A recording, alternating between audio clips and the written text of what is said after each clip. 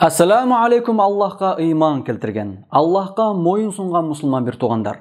Ар біріміз біліш зарыл болған, тағырақ айтқанда ар бір мұсылман үшін білусі зарыл болған 20 түрді сөз.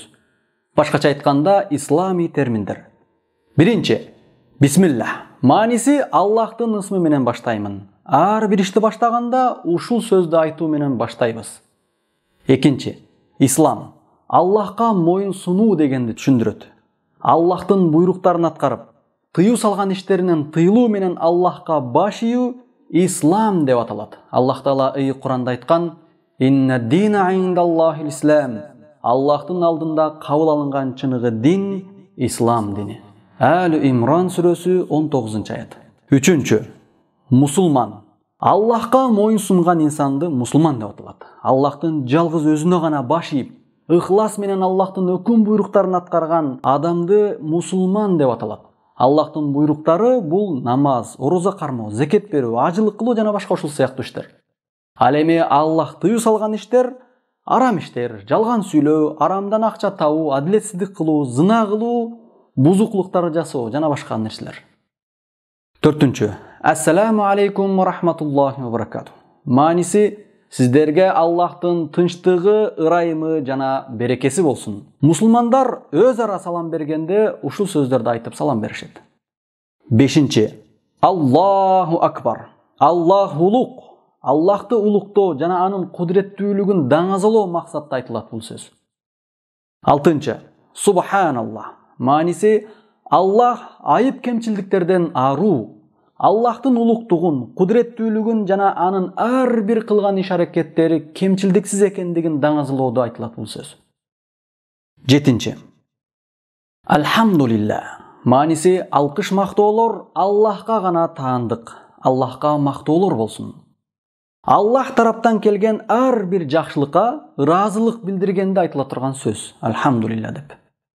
Ал эми 8-нчиси Ла илаха иллаллах. Аллахтан башка чыныгы Кудай жок.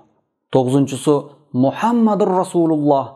Мухаммад Аллахтын чыныгы элчиси. Ислам динине кирүү үчүн айтылат. Жана ушул ишенимде калуу шарт. Кимде-ким Аллахты жалгыз илах деп билбесе, анда ал ыймандан ажырайт.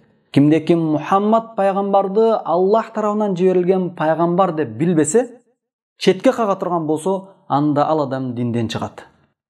10-нчу сөз. Маша Аллах.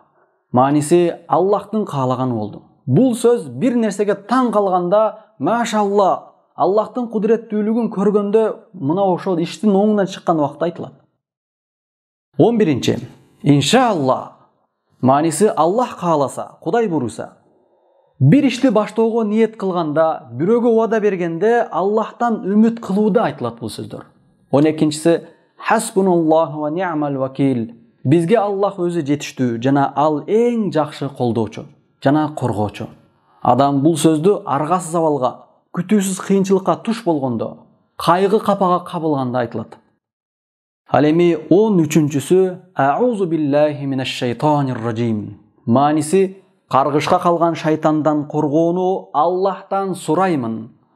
Азгырык ойлор келгенде, жаман иштер пайда болгондо, ачууланган кезде айтуу керек бул сөздү. Аузу биллахи минаш шайтанир ражим деп.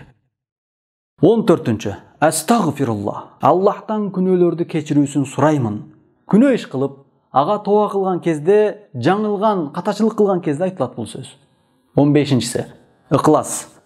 Иш-аракетти жалгыз Аллах үчүн гана кылуу. Соопко ээ болуу үчүн иш-аракеттерди чын ыкыластуулук менен Аллахтын ыраазылыгын көздөп аткаруу шарт биздин динибизде. Акыретте чоң сыйлыкка ээ болуу жана бул жашоодо да ийгиликке жетүү үчүн ибадаттарды, сооп иштерди чын ыкыластан Аллах үчүн гана аткаруу зарыл, ыкылас менен. 16-чы Амин. Аллахым кабыл кыл. Дуа кылгандан кийин айтылат бул сөз.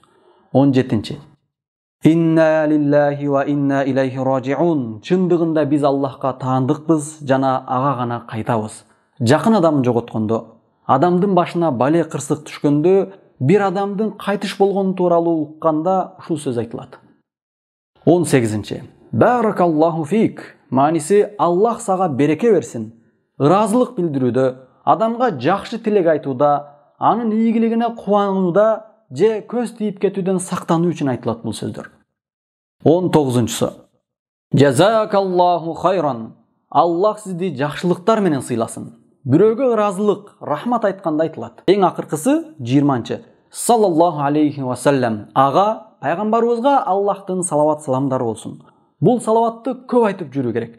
Пайгамбарыбыздын атын укканда же анын атын атаганда салават айтуу важип болот. Мына ушул кыскача 20 түрдүү сөздү кыскача баяндаганга аракет кылдык.